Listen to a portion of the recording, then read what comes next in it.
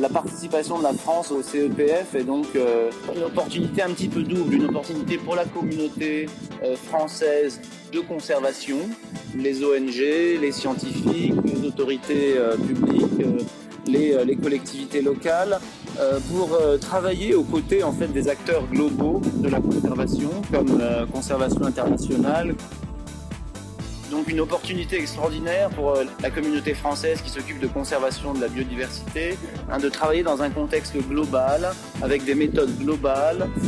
appuyées sur une science assez novatrice en matière de définition de priorité de la conservation. Et puis à la fois, dans l'autre sens, je pense que la France et notre expertise, notre expérience, nos approches de la conservation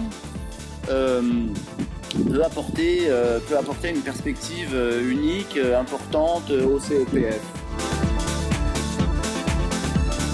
Il y a bien évidemment les questions de notre expertise en termes de lien entre le développement et la gestion des ressources.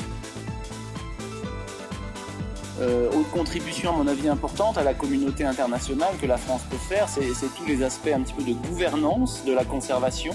de gouvernance des aires protégées, de nos approches un petit peu contractuelles de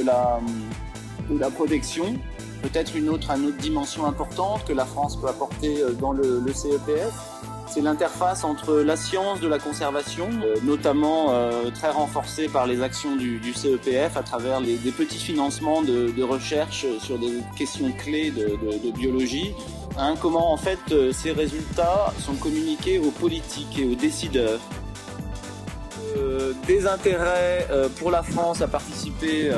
à ce partenariat global du CEPF, donc pour la protection des 34 hotspots de la planète, mais également, je pense, des attentes et un intérêt particulier de la communauté internationale de la conservation pour accueillir la France afin qu'elle contribue un petit peu à ces approches particulières de la conservation de la nature.